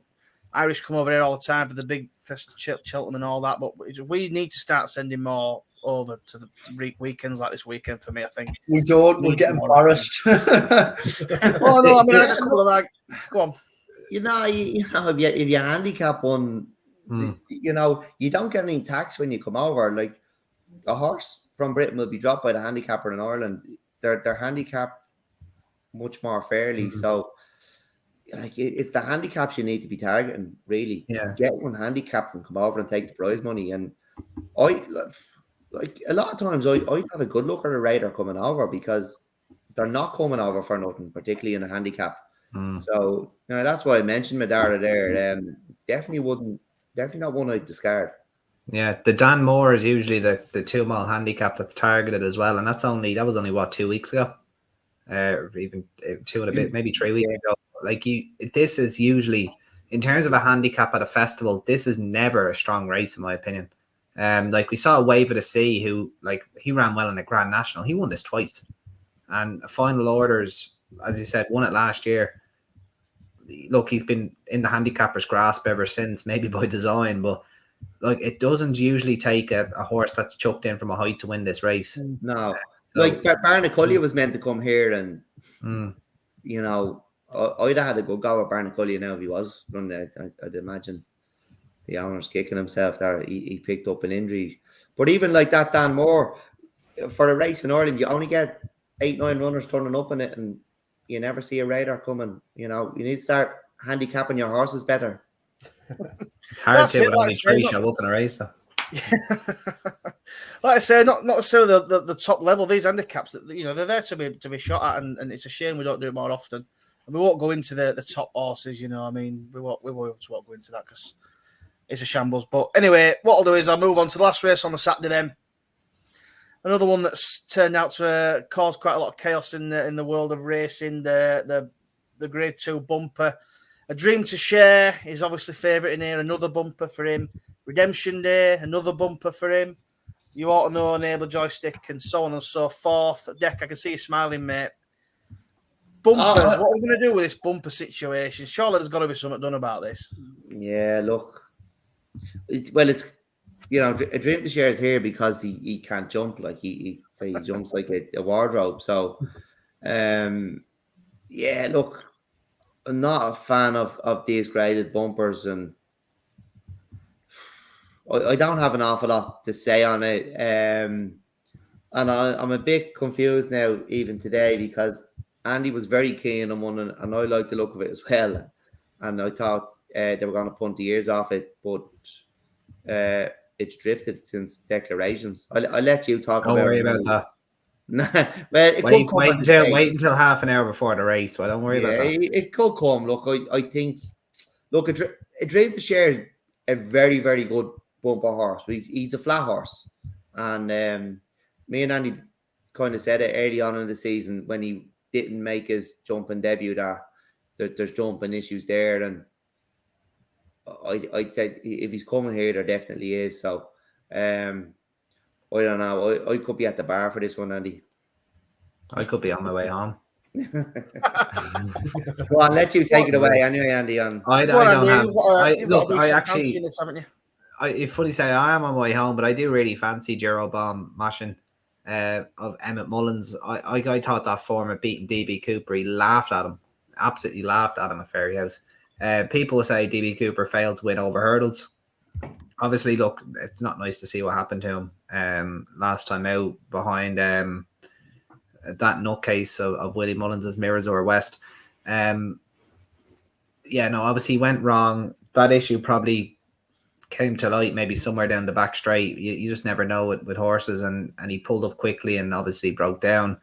But if you take his only run over hurdles, he was second to No Flies on him, who could be a proper horse. You'll see him at Punchestown, I think, on the 18th of February. The third horse that day was Ascending, who has a handicap mark of 133 from his juvenile hurdle campaign, a couple of runs over hurdles this season. There's nothing to suggest that Ascending didn't run to that mark. That puts DB Cooper somewhere in the low 130s over hurdles. Gerald Van Maschen absolutely annihilated him, and people mistake him coming off the bridle. He came off the bridle because he saw daylight. It was greenness. It wasn't that he needed to be pushed along. This horse travelled beautifully. They've gone to get Derek O'Connor. I think this is a serious horse. And he's, funny enough, he's 16 to 1 for the champion bumper at Cheltenham, which I think is wild. It shows you how fucked up anti-post betting at Cheltenham is these days. And I know a Dream to Share and Redemption Day make up this market, but it just shows you want to be off your box having a bet in the bumper in March. But this horse at 16 to 1, all being equal, as long as he hasn't missed work, and if he's as good as I think he is, it's going to take a good horse to beat him, I think. And I'm going to have a nice pop on him. 16 to 1 doesn't faze me. Now, if he was 33 to 1 at the off, I might be a little bit worried, but I don't think he will. I'd say he'd be well found the day of the race and maybe half an hour before the race. And if they're circling at the start and he's still 16s, what are you thinking? Because they don't leave them behind. Then I'm on my knees praying to a higher power that they're just hoping that they have a nice horse and they just want them to run a nice race. And they don't have to back them. They'll just make loads of money telling them to. Exactly. They said they sell the fucker to JP if he wins, like, so it's fine. I can see him winning. I can see him being punted off the bars, winning and running the champion bumper in different colours. Yeah, I could see him being punted within an inch of his life personally, but we'll see. Yeah, so what we're saying is, as we get close to the race, let's see where the price goes, and if he starts coming in, it's time to dive in. Richard's put a comment on who rides for him. I think, is it Derek O'Connor riding for him? Derek O'Connor's taking. Derek O'Connor takes the ride here. I think you rode him last time as well, or was it Patrick? It might have been Patrick Mullins actually. Patrick Mullins. That makes sense. Yeah, no, I'd rather Derek than Patrick though, so that's fine. Yeah, it's going to be tasty. Joe, I mean, have you had a look at the bumper? I'd struggle to trust a Dream to Share and Redemption Day personally. I'd probably take a punt at one of the bigger prices, if I'm honest. Yeah, 100%, mate. I've written down here disappointing, to be honest, which it is. Like I say, Dream to Share, the form stacks up from last season, but we haven't seen him for 283 days. Redemption Day last time, I'm not sure what everyone thinks about the ride he was given, but you know, he had a long time off the track as well. You know, it's not a race for me. I'll be betting in. However, now I've heard about Jeroboam mashing, I'll probably be putting my wages on. The only thing I will say is the Dream to Share was a serious bumper horse. Like, it's not like he's turning up here over hurdles. That's the thing that's I'm struggling with is he's a flat horse. You know, if this was flat racing, what would you be thinking? He's been off since last April, but he's back. Like, you know, yeah, I mean, he's a serious bumper horse. And he's never gonna jump. He's the only flatbred in the field as well. Yeah, exactly. He's the only flatbred in the field. He beat King of Kingsfield. You know, he's come out and sort of franked that form a bit. But yeah, I mean, he's beat everything he could. He's done everything he could. You know, there was a lot of winners come out of the national race at Cheltenham. The bumper, I don't know. Not one I'd be going mad about, to be honest, though. Not one that strikes me as a race. I'd like to have made enough money to not have to worry about it, to be at the bar. I'd like to be at the bar for this one. Yeah, it'd be nice to be chilled out at the bar. Definitely having a couple of extra pints while you're No, watching. I'll be sat there shaking with my last pound on Jeroboam mashing like that. Come on, please. Yeah. I'd like to be back in the bumper at Musselburgh. I hope I'm waiting. I'm waiting on him for a fortune. Personally, that's what I'd rather do. But anyway, go on then, Richie. You are back before we move on to Sunday. Yeah, again, it's probably a Dream to Share to lose, really. At a price, I'd probably take a small each way shot at You Ought to Know for Mullins. Jodie Towson's take the ride. He beat Croke Park, I think. Where was it? At Kilbeggan back in May by 11 lengths. And I think Elliot thinks Croke Park is quite a decent horse in his stable. So, he's the one I'll probably take a chance on. I think he's about 8s and 9 to 1, something like that. Fair enough, mate. Like I say, I'll be desperately trying to get as much as I can on. Get me about £3 online when Jeroboam's 2 to 1, and I'm thinking I can't believe we missed sticks. We didn't back it. But no, I'll be piling in, don't you, Andy? Right then, we're going to move on to the Sunday. The Mare's Handicap Hurdle. Now, there's a horse in here that I'm sure all of us have backed at least a couple of times. Foxy Girl. Jeez. Currently now favourite 3 to 1. Risk Bell, Feet of a Dancer, She Could Be Anything, and so on and so forth. I saw a little bit of a look from you there, Andy. Are we not diving in on Foxy Girl for the third time? No. Oh God, I can't do it. Oh Jesus, how much does she owe us now? Enough of our money. Oh, by bloody hell. Yeah, no, she just needs too much to fall her way. You'd be pretty mad to back her at 3 to 1. She's riddled with talent, but I'm okay. I'm kind of mentally prepared for her to mug me off now. So that's no problem. I'll keep it quick, lads, as this is obviously this can be a trappy race. You could speak about any of these. Me wee Bonnie Lass is the one I've came down on. Hopefully she is declared. 2 wins to start her career. They couldn't give her away at Gowan, winning by about 2 lengths under Sean Flanagan. Really nice run behind Phil's Choice. I'm not sure she quite stayed that 2 mile 4. Forms worked out well. Phil's Choice, obviously down there at the bottom, she'll likely be out of the weights though. She does run here. Millstream Lady boosted the form and finished second. I'd say this is a very nice mare, only 5 years of age. And I'd say there's plenty more to come. And I would be sweet enough on her now at around 16 to 1 or so. Nice one. Dec, you in agreement? No, I do like Mimi Bonnie Lass. And as Andy said, he's covered it quite well. The form's working out from Limerick. But I like Feet of a Dancer. I really, really like Feet of a Dancer. She went from winning the maiden to winning a handicap on her handicap debut off 104 at Wexford. She excuses then when she's dropped the 2 miles. She was badly hampered at the last or the second last, and that was the end of that. But she continued her progression when she won very, very easily off 113 at Fairy House on Hatton's Great weekend. That was over 2 mile 3. She's up £12 for that. The handicapper didn't take any chances, but she's only a 5-year-old. She will be improving, and they've given her the mare's entry, so they obviously think a lot of her. I really, really like her for this. I will give Median Aranja a mention because I think I said during our podcast for Down Royal in November, the old JN meeting. I'm not sure. Dig it out, yeah. The Ladbrokes Champion Chase, maybe. I thought she'd be turning up here and winning this.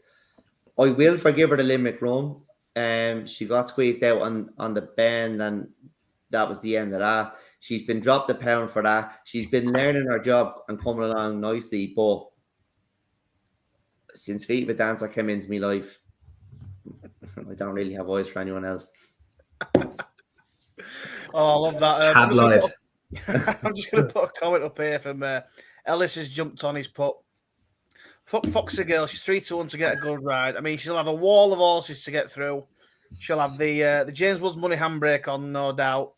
She's got it all to do. 3 to 1 is walking the park at the races. I hope he's not in attendance, or else that 3 to 1 be 1 to 3 in no time. 1 to 10. He might ride you if he sees you, Andy. He's put up Broomfield Bijou and Feet of a Dancer, the 2 on my list, so he's in with their deck. And he's just tuned in, so he said, I hope you lads are on Pat Duro. I think that did get a big as you said, Ireland's worst kept secret, that one. Yeah. I've got him beat them. Love it. Joe, then, are you on Foxy Girl? Are we going to dive in one more time? Surely we can't trust her, but it's a tough race to call, isn't it? No chance, mate. I am on Feet of a Dancer too. There we go. Podcast nap.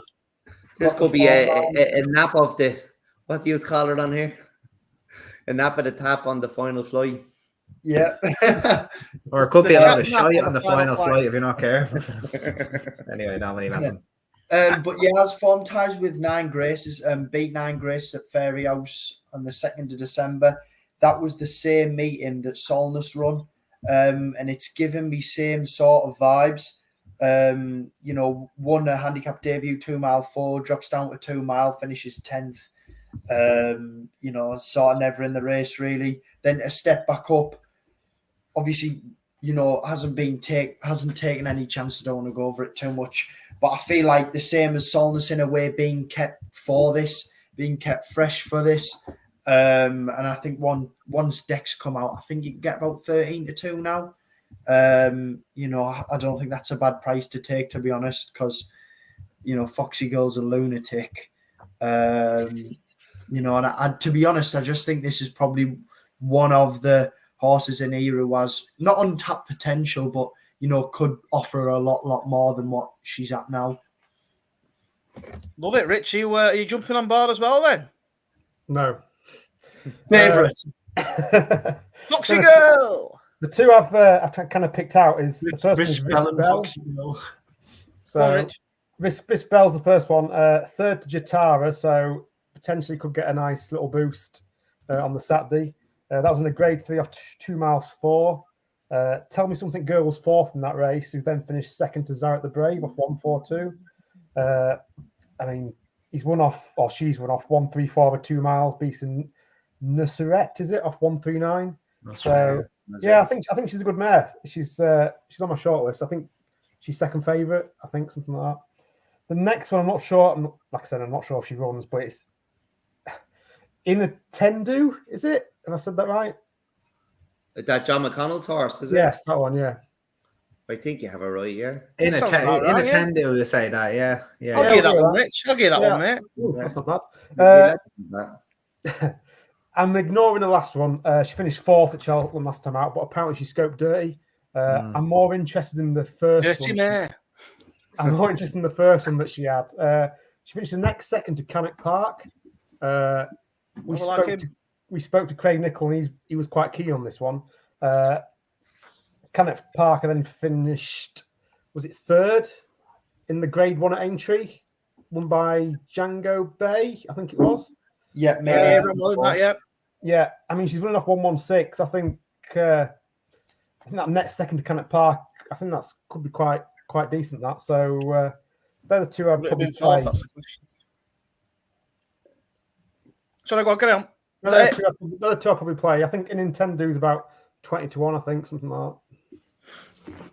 Nice, mate. I like it. Right then, so that's another one. We'll move on then to the Ladbrokes Chase. Obviously, this one's been turned up on its head.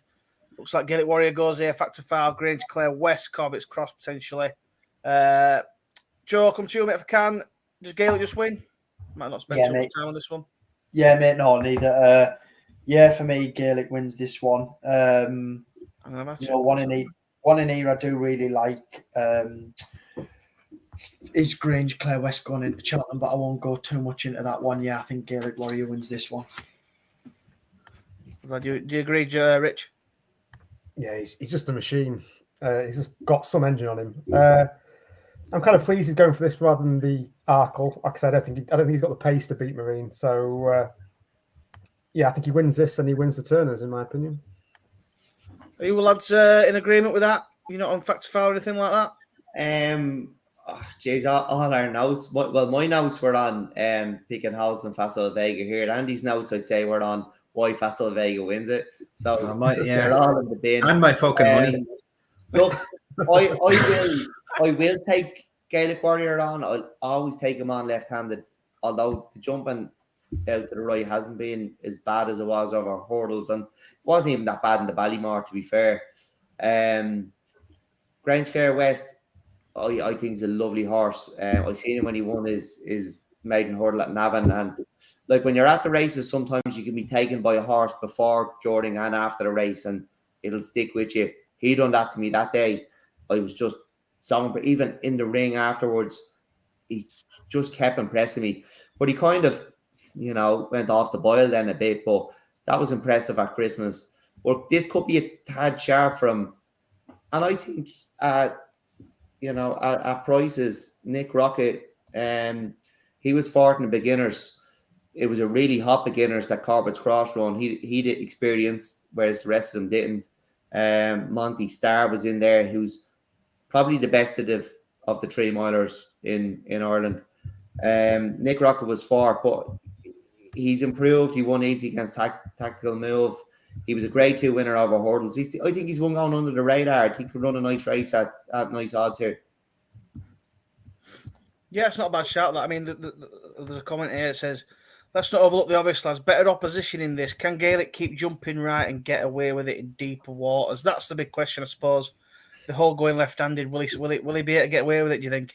The only thing is, right, you have 5 or 6 fences down the back in Leopardstown, and it's not like Cheltenham where you're like the old course in Cheltenham, you're constantly on the turn. You will lose a lot of ground there.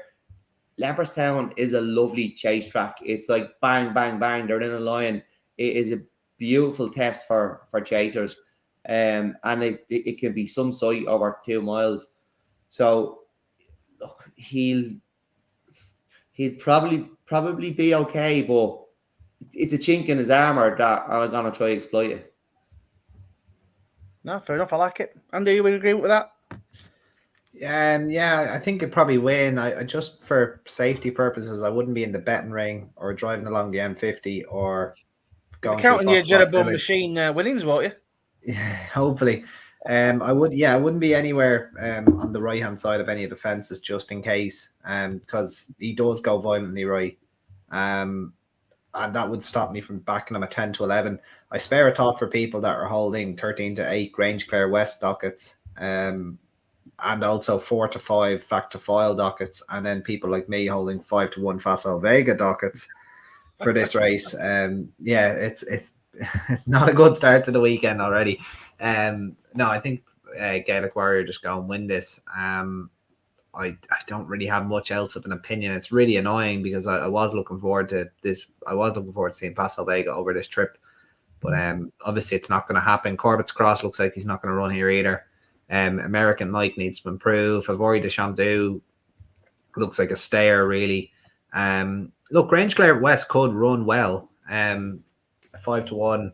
Like, he is out to a very, very backable price. And if Gaelic Warrior was to do something absolutely nonsensical, there's enough horses here to take them on with. So I would like, if you wanted to take a chance, do. I'm not. I'm just going to sit and watch this race.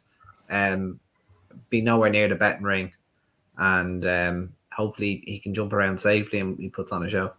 Can I just say one thing before we move on? Grange Clare West. Oh, sorry, I don't know if something's popped up there. It just popped up my computer. Grange Clare West drifted in the market. The Browns from 3 to 1 out to 9 to 2. Mm-hmm.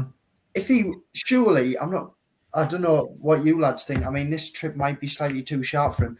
If he gets beat on Sunday, you know what bookies are like, pushing horses out when they get beat. I remember they done it for Facile before the Supreme. I think he went to about 7 or 8. A lot of people grabbed it up and he comes straight back in. I'll be looking at markets for horses in that race where they're going after, especially Grange Clare West for the Browns. I think if they push him out to 5s or 6s, I mean, you can get non-running or bet. I know he's a bit fragile, but you can get non-running or bet. I think if he turns up at the Browns, I think he takes all the beating. Just back the winner, Joe. Just back Monty Star.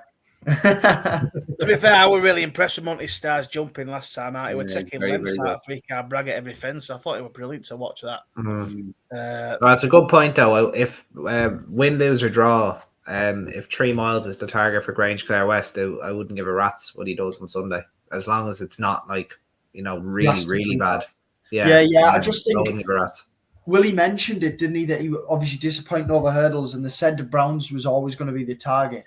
For me, I was saying this to the lads, give me Allaho vibes, the way how strongly he travelled and put the race to bed. I really fancy him. I think if he drifts above 5s on William Hill and run no bet, I could be having a decent bet on him. No, we'll see how he gets on. Go on. No, I just said wouldn't put you off it, that's all.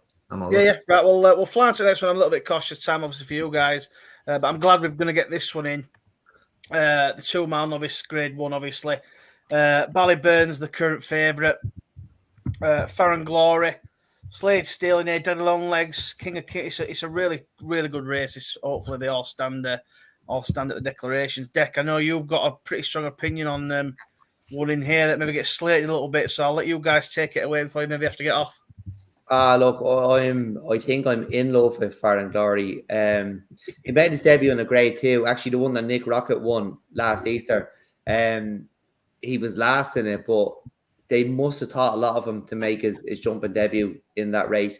He beat Irish Panther quite well. I think it was at Clonmel. I'm not sure where it was. Look, Implicit was second or third. Yeah. She followed up. Power Hour was 4th or 5th. He ran an absolute cracker at Christmas in a handicap. He'll probably go in the next day, stick him in your tracker. He won the Royal Bond, and I think he was going to win by half the tracker entry. It certainly looked that way. He has been ridiculous value for the Supreme all season. We done the Twitter Spaces with Jack Racing Interest in December, early December. He was 50 to 1 with Sky Bet after winning the grade 1, like absolutely off the wall. I'm not afraid of Ballybourne. it is going to come back to, is he on his toes, though? It's going to be similar to the Galloping des Champs thing. Obviously, the form of his two maidens, even when he was beaten by Firefox, the form is very good. The second and fourth have won since Christmas. The maiden he won very easily at Christmas. But he was beaten by Firefox, who I don't think is as good as Farron Glory. So there's a chink in his armour there. The one I wouldn't put anyone off, and he's the value bet here, is Daddy Longlegs. Yeah. Spoke about that the race at Christmas. It was bottomless. He's by Almanzor, Andy. Mm-hmm. Yeah. Look, he wants good ground. He's beaten Cletus Poulaw, who won an ace the weekend. He absolutely hammered Irish Panther as well. He jumped very, very well on his debut. You don't know what this horse could be, but he's a value bet now for the Supreme. What Farron Glory was, if you got that 50-1 on Farron Glory, back Daddy Longlegs now, and you're going in there with two nice tickets. I'm struggling to split them the weekend. Yeah, I'd agree with you there. I think, and again, you go back to that race where the ground was just completely gone. I mean, Andy, you'll agree with that. I mean, Daddy Longlegs obviously didn't perform in that, pulled up, whatever. But if they prefer much better ground than that, they're always going to struggle in that. Are you thinking he's the value in this as well? Yeah, no, like that ground was basically unraceable, especially if you're a novice, and especially if you're by Almanzor or any flat stallion. Like I think all the flatbreds are pulled up that day, in that novice hurdle. I'm a big fan of Daddy Longlegs. I do think Ballyburn does win this race. I think he's cut from the same cloth as the likes of Classical Dream, Kicking King, those type of end-to-end 2-milers. He'll go from pillar to post. He won't need to get a lead. He'll do the same in the Supreme. And I said the Supreme. I didn't say the Bering Bingham. He is a Supreme horse all day long. I've never, ever changed my judgment on that. I would be keen on him to just go and do his own donkey work. I don't think Etten will really stop him. Farron Glory deserves all the respect in the world, 100%. Dec's been big on him for a long, long time, and he's been his biggest fan, really. But yeah, Daddy Longlegs, what he did at Thurles, there was a bit of a superstar ability there, I thought. And there's no way you should hold a horse of his profile, and especially given his pedigree. He should have been a non-runner, really. You can't hold him to that run on the 27th. The difference between him and Predator's Gold is, okay, he was pulled up, but he's a 10-1 shot. Predator's Gold had a tough race and is priced up on a form line that if you ran that race tomorrow, it's highly likely you get a very, very different result. Down memory lane, obviously,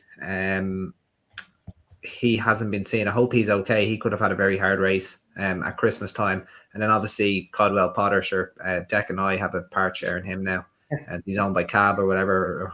But anyway, long story short, Daddy Longlegs, I think, is going to follow home his stablemate Ballyburn, and it'll be a 1-2 for Willie. And I hope Farron Glory runs a big one though for Dec. Yeah, I love it, Joe. I mean, I'll come to you. Are you on Ballyburn, or are you similar to the lads? I mean, obviously I'm a big fan of Slade Steele. I'd be interested to see how he runs in this. I put him up on our Cheltenham show for any race. So I wouldn't mind if he's beating this and the likes of Ballyburn's got Supreme and he maybe goes to Ballymore or the Bar in Bingham, whatever it's called now. But I do think Ballyburn might probably win, but I do think he's worth taking on at the price. Yeah, 100%, mate. Obviously, it's all laid out, isn't it? Willie likes to put his I'd say the staying types in the 2-milers, and he likes to put the speedy horses in the Ballymore, now known as the Bingham. But yeah, Daddy Longlegs does strike me. He opened up at 9s. He is at 12s now.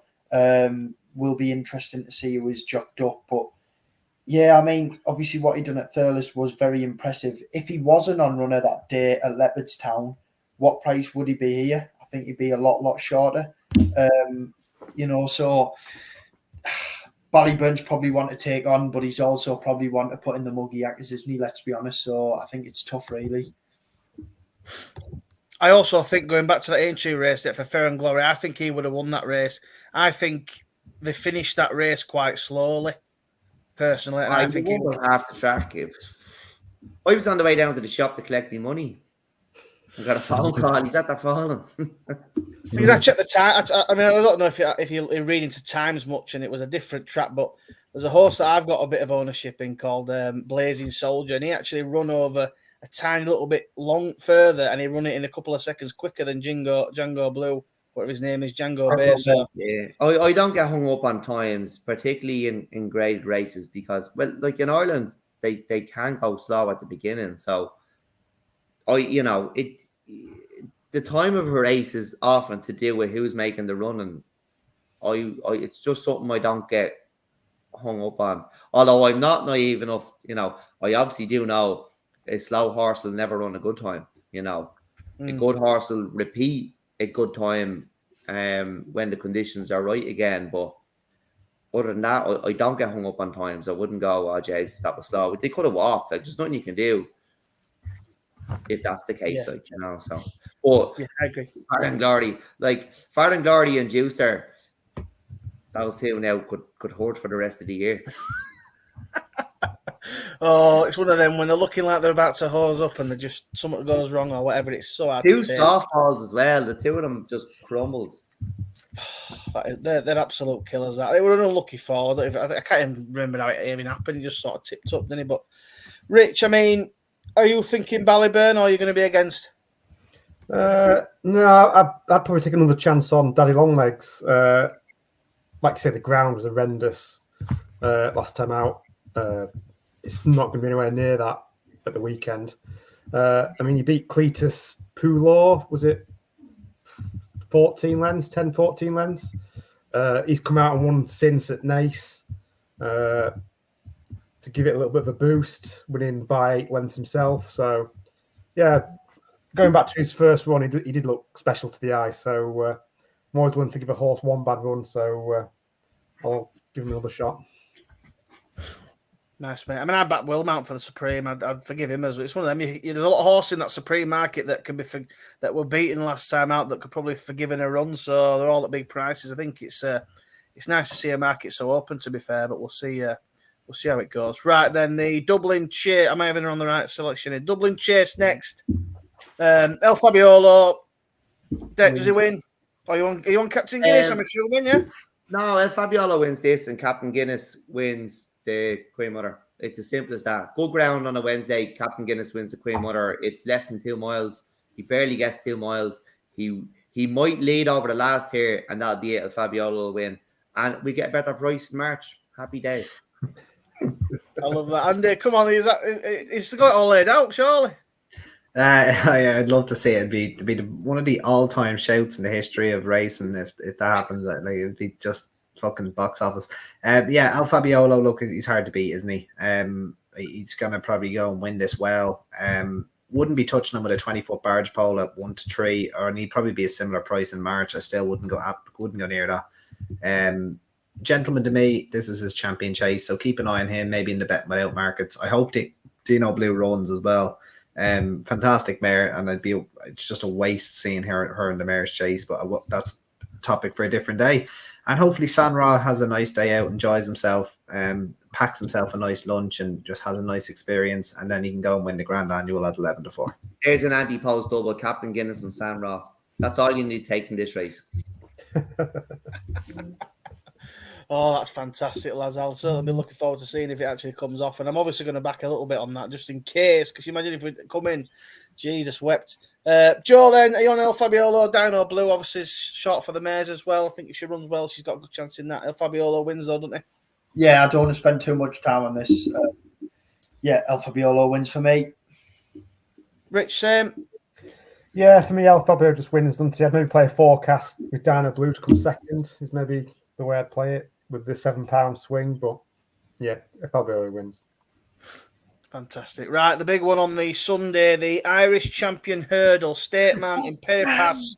I tell you what, Jim, we've 10 minutes, right? Statement wins this, and we'll give you 2 nice winners.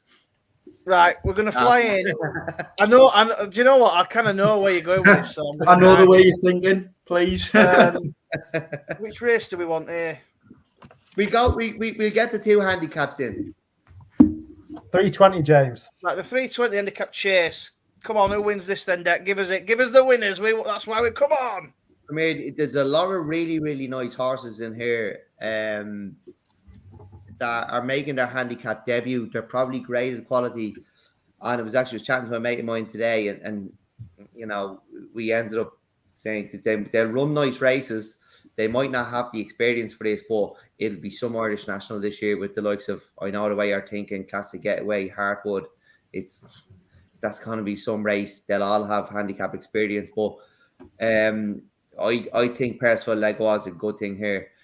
He won at beginners, which was quite a surprise to everyone. Then he fell at Cork and he was last in the Drin Mare, just what you wanted to see. Didn't want to see him get involved there at all. He won a 3-mile handicap hurdle here last year off 125, the race that Black Bamboo was going to win. He's in here off 132. We have a rule of thumb where they're at least £7 better over fences than they are hurdles. He's £7 higher here.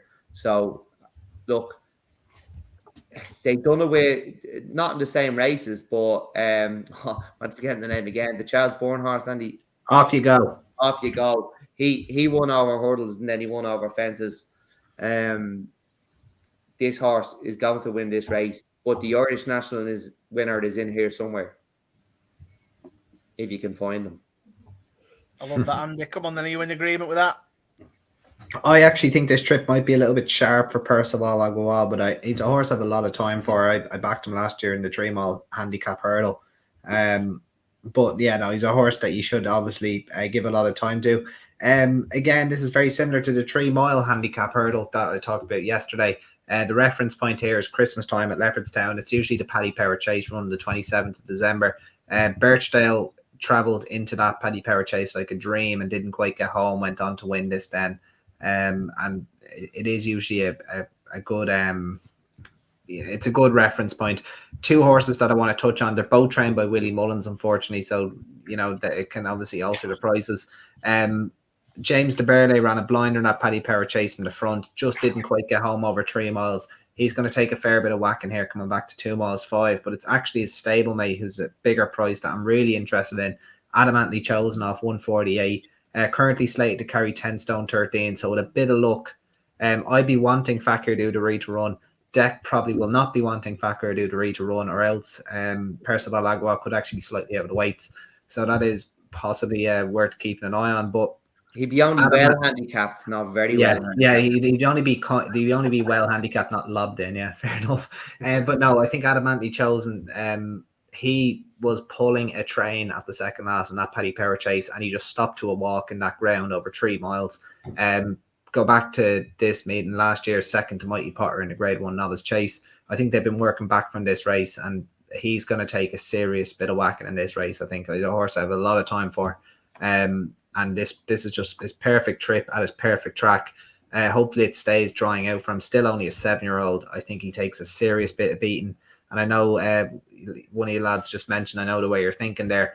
He'd have to have a great chance as well. 144, but look, it's rare you see a horse rated 144 over fences that hasn't won yet, but that just shows you the type of company he's been keeping. Only entry. I will say, Andy, he's the £7 above.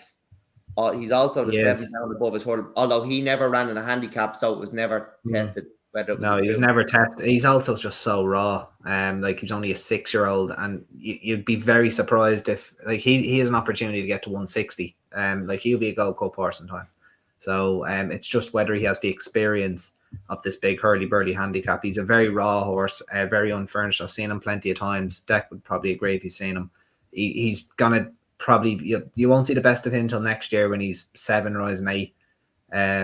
But a very, very nice horse, and he would have to be respected here, but it's Adamantly Chosen for me.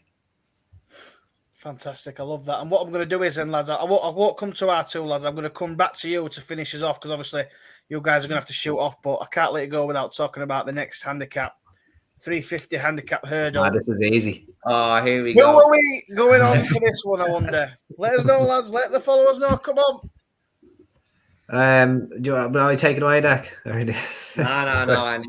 This is all yours. This is all yours. Sit back and listen everyone probably. Before Andy starts, I've never gone through a race trying to get a horse beat and found absolutely nothing. Very, very, very little. I found a horse I hope will follow him home, but I'm kind of clutching at straws as well. Go on, Andy. Yeah, all being equal, and if Edward Coley has this horse in the same form that he was in at Christmas time, Attaboy Charlie will just win. And the performance he put in at Christmas time, 10 wide out the back. Isn't it? They just win. Yeah, just win. He'll just win. This is easy. Like, he was 10 wide out the back and made his right like headway after the second last, like through a knife and butter, and then somehow got there too early. The pace collapsed. He had to quicken again. Still won. Like I was arguing with Dec. I thought this horse could have been 135, 140 odd. I still think that, which theoretically at bare minimum he's 12 pounds in hand. And it was actually funny because on tap we had a debate, and I said no, it'll be the next day, and Andy was like, no, it's this day. And said no, I think it'll be the next day. And then when he was dropped out, like last, nearly detached, I was texting Andy going, he's not off. And he was kind of like, yeah, I know. And all of a sudden, he made one move, went by about 10 of them in 2 strides. 20 of them. Yeah. The whole bleeding field. Like it was some shout now. That was going on longer than when he was put up. Like Andy had called that weeks out. It wasn't just on the tab. It was some shout. Like, yeah, no, I think this is. Look, they just keep winning with him now. I think he could be a top 15 novice. Like, he'd be in the top 15 bracket, maybe. Like, you could definitely top 20 in the country. And look, that's obviously a lot of Willies, a lot of Gordons. 123. Like, all being equal, if the trainer has him as sweet as he had him at Christmas time, he'll win. And that's all you need to know, really. Yeah, and I tell you, if he doesn't take the last home, Boyer Side will follow him home. And then after he's made a few quid, Jonathan Sweeney's will win the bumper. An all-time bad beat now. He is second in the ballot, so he needs 2 horses to not be declared ahead of him. And it'd be an all-time bad beat if there was nothing to come out of the race. But I'm sure that's imagine not going to after happen. all this, you don't get in. Surely. Yeah, imagine that. No. Well, that'd be a big boom because you get your money back. Oh, well, you won't. It's Andy Post, so. No, you will if he's declared. King Frank's the form on Saturday. No. Yeah, Black Bamboo's gonna Frank the form. Some unbelievable winners in all that, guys. Honestly, but I know you guys have obviously got to shoot off. You've got your other podcast to jump onto, but honestly, it's been an absolute pleasure. Can I ask one quick question? Go ahead. By all means. Naps the next best for the DRS. You've heard the nap there. I'll give you a Trixie. Yeah, I'll give you a Trixie. So Attaboy Charlie's the nap. Adamantly chosen in the handicap chase that I just mentioned there. Now the third in was Facile Vega for the 2 mile 5. I'll have to switch that up. I'll give you the Trixie is probably Pat Daru over 2 miles. And then if you want to do the Yankee, pop in Emmett's in the bumper, Jeroboam mash in, but that's stretching a lot. There's the Trixie though. If you want the retirement bet, if you want to pop in Emmett's now at 16, but I just warn you that the quality is way above my forte here. I'm looking forward to Punchestown on Monday, and then I've actually I actually have the winner of a handicap chase at Torres next Thursday. Philip Rothwell trains it. Doesn't matter which one of his turns up, Prince of Air or Bolton Glass. Prince of Air up and drip. Prince of Air and what was it? Doesn't matter. Prince of Air and Bolton Glass. What was the name of the Bolton Glass? Anyway, starts with Bolton Glass, King or something. But I like Jatara, Black Bamboo, Solness, and Percival Lagoa. There's another Yankee. Brilliant. That is some Yankee, that. Well, lads, thank you very much for coming on. Hope you've enjoyed it as well. Been a pleasure having you on. Oh, really, lads, thanks very much. It's been great, and we'd love to come on again if you'd have us. Really enjoyed that. Sorry we have to do, but contract issues, Yeah, that's it. Yeah, problem. Yeah, we might come back if you're doing an Irish national podcast or something. Give us a shout. But no, it's an absolute pleasure, lads. We really enjoyed that. Punchestown or Fairy House is coming up. Give us a shout. It's been really enjoyable. Sorry we haven't down, lads. Right, 1,000,000%, lads. You lads get off, and we'll catch you all later on. Cheers, lads. Thank you. All the best, chance. Right. Bye bye. Right, well, that's the tap, lads. Obviously, give us some really good that's insight everyone there. Else leaving. That's everyone else going now. You're not going to listen to us numpties for the last little bit. But yeah, honestly, it's been a pleasure tonight, boys. I'm just going to sort this out. I'm going to put myself bang in the middle. Look at that. Whoa. But yeah, I mean, we could quickly look at the. If you've got anything you'd like to say for them last couple of races, and then we'll do our naps. And I've got a bit of well, my charity bet's going to be my nap, which is basically what Andy's just gone for. Yes, I did like. I know the way you're thinking. On the Sunday at 3:20, I'll just get it up because I was just writing stuff down. Yeah, I know the way you're thinking. I know they mentioned that. It's not often you see a novice with a rating of 144, unbeaten. Let me get it up.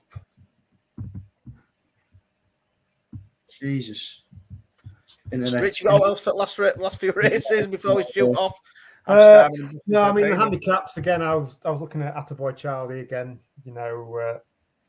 I think that's the one, isn't it? He won really well last time. The rest of the field in the mare's bumper. I mean, Willie's got a few. There's Aurora Vega. I know she's well bred. Quite interesting if she runs. There was Baby Kate who won well at Cheltenham back in the November meeting. I think she won quite well.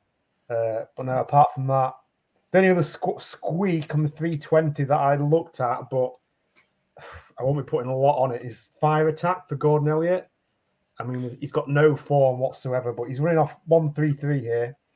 I mean, he was 8th last time out, but it was on the reduced trip of 2 miles 1. This is more up his street. He was a winner at Punchestown back in 2022 off 137. So if Gordon has got him right, I mean, he was at Joseph O'Brien's. I think he's had 2 runs for Gordon now. So if Gordon's had this in the back of his head to try and rejuvenate him, then I'm sure it'll be a big price anyway. Fantastic. Yeah, anything else, Joe, you'd like to mention? Yeah, just about, I know the way you're thinking, like I said about the 144, but if you're heavily on Gaelic Warrior, I mean, Aletta Tomp last time out at Limerick in the Grade 1. I know the way you're thinking's only finished 7 lengths behind. You might say American Mike was very disappointing. Will the form hold up? But American Mike finished about 18 lengths off him. Who beat Factor File first time out this season over 2 mile 4. Like I say, I mean, I watched the race back again. Held up in rear, went modest 4th, 10th out, good way after 3 out, and went 3rd, 2 out. That was his best run today, but still, when you watch that, he wasn't ridden very aggressively. I'm not saying he'd have beat them, but dropping in here, I feel like he, when we say, that they're a couple of pound ahead of the mark, this lad was 7 lengths behind Gaelic Warrior. Like you can't ignore that here. He's off 10 stone 9. He's 6-year-old, owned by JP. If he's jocked up tomorrow and the money comes, this lad could go off 2 to 1 or something. I really think, Percival Legolas, what Dec mentioned, they're both owned by JP. So I think one will come out and one will stay in. Not Legolas. Whichever one is entered, I think will come for quite a bit of money. But I think I know the way you're thinking. If he is entered here, it will be a top bet. Fantastic, mate. I love it. Well, like I say, it's been a class show, so I think we'll finish on our naps. And if you've got a charity bet, we'll throw that up as well. My nap, obviously, it's a tough weekend. You've got a lot of short favourites and a lot of sort of big each-way pokes against some of the others. So I am going to chance Dancing City at 20 to 1 for my nap. I think he's got a great chance in the Nathaniel Lacy. It's a small field. Danny Mullins off the front. Good lad won it off the front last year. They've had they won it with Galliard as Neil a few years ago. I think Dancing City with the form behind Ballyburn and Slade Steel and things like that. I'll nap him at 20 to 1. I think it's a decent bet. Have you lads got a nap, Rich? Like I say, it's very tough. Have I got a nap? Come back to me quickly. I'm just checking my notes. Sure, Finel. Joe, what's your nap of the weekend, mate? And then we'll do charity bets. My nap of the weekend is Solness in I believe it's the 410. Let me just get the name of the race up. The Ryanair Handicap listed, Chase listed. Solness about 5 to 1, 6 to 1 now. Kept fresh for this. Quite excited for this one. Fantastic. And Rich? I mean, apart from the obvious shorties, I'll have a chance on. Is it in Nintendo? Yep. In the 1240 handicap. I just think that mark of 116. I think that's quite workable, and the second to Cannock Park, I think, is decent enough. Love it. And have you got us in a charity bet for this weekend?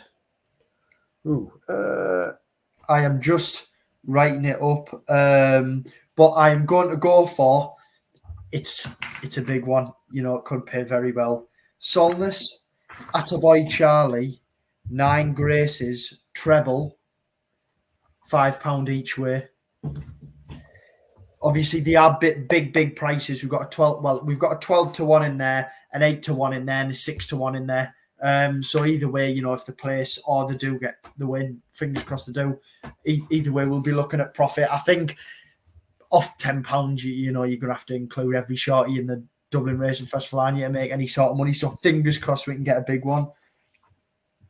Yeah, Rich. I mean, I think I'm going to do a lucky 15 this weekend. I think I'm basically going to do Andy's Trixie plus one other that I'm thinking I might do. I might put that Park of Kings in at a big price, but I'll get it posted up on my Twitter probably on Saturday morning when we've got full decks for Sunday, because I think my charity bet's going to span over both days. So once I've got full decks, I'll stick that up. But I'm thinking I'm going to put a lucky 15 on this time with I think it was Pat Duro, Attaboy Charlie. In fact, I might do Dancing City, Attaboy Charlie, Pat Duro, and Adamantly Chosen. That might be my lucky 15. I think Andy's Trixie and Dancing City. I like Dancing City. So yeah, I think that'll be my charity bet. Rich finishes off, mate.